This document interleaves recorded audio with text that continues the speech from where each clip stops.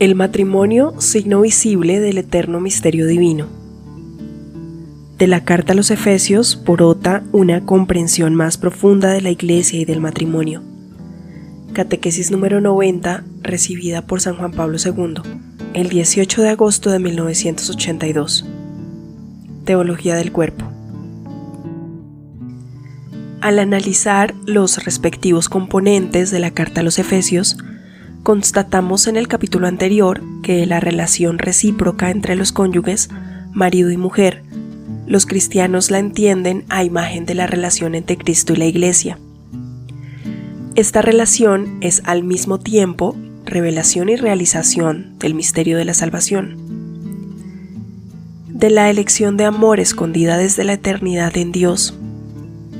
En esta revelación y realización del misterio de la salvación, comprende el rasgo particular del amor nupcial en la relación de Cristo con la Iglesia, y por eso se puede expresar de la manera más adecuada recurriendo a la analogía de la relación que hay y que debe haber entre marido y mujer dentro del matrimonio.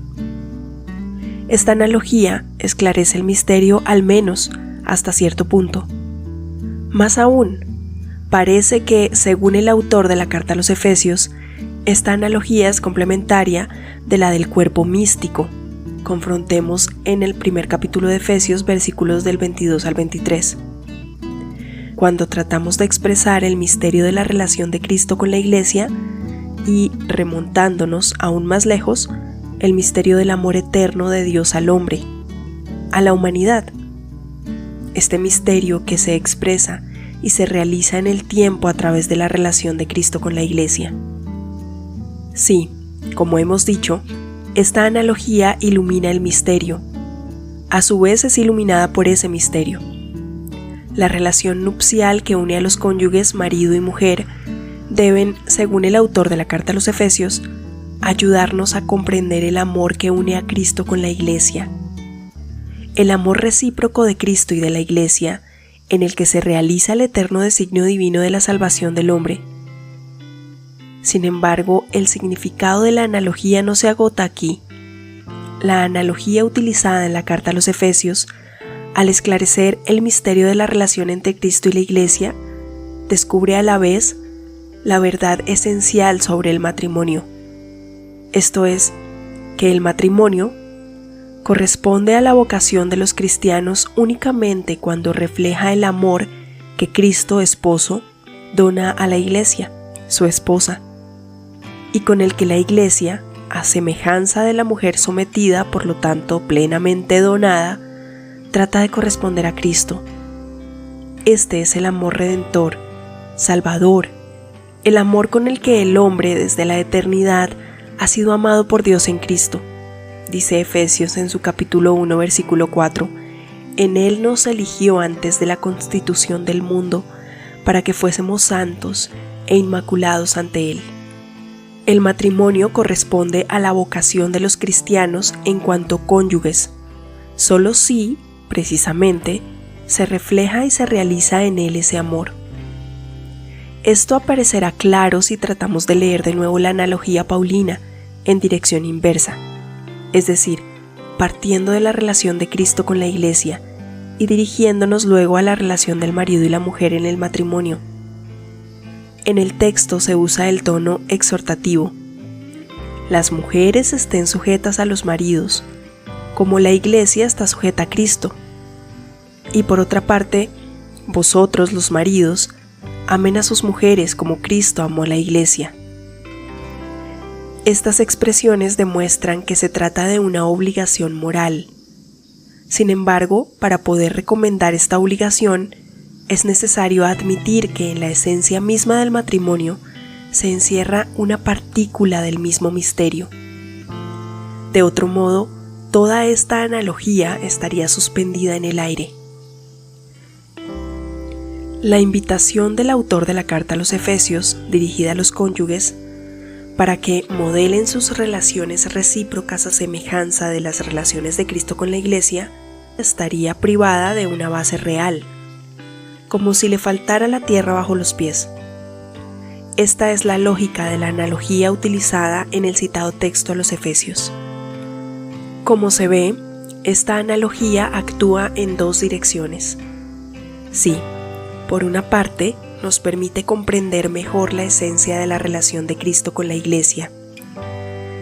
Por otra, a la vez, nos permite penetrar más profundamente en la esencia del matrimonio, al que están llamados los cristianos.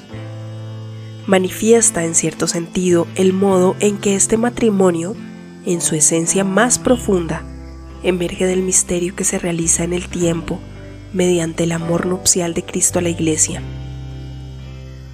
Partiendo de las palabras de la carta a los Efesios, capítulo 5, del 22 al 33, podemos desarrollar luego el pensamiento contenido en la gran analogía paulina en dos direcciones, tanto en la dirección de una comprensión más profunda de la Iglesia, como en la dirección de una comprensión más profunda del matrimonio.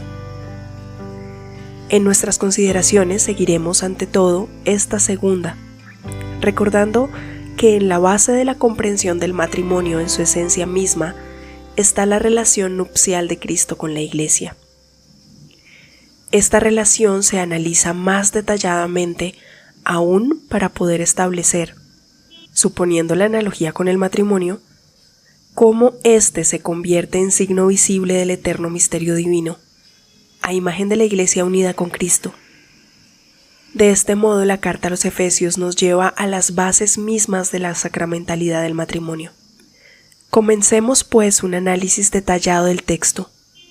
Cuando leemos en la carta a los Efesios que el marido es cabeza de la mujer, como Cristo es cabeza de la Iglesia y Salvador de su cuerpo, capítulo 5, versículo 23, podemos suponer que el autor, que ha aclarado ya antes que la sumisión de la mujer al marido como cabeza se entiende como sumisión recíproca en el temor de Cristo, se remonta al concepto arraigado en la mentalidad del tiempo para expresar ante todo la verdad acerca de la relación de Cristo con la Iglesia.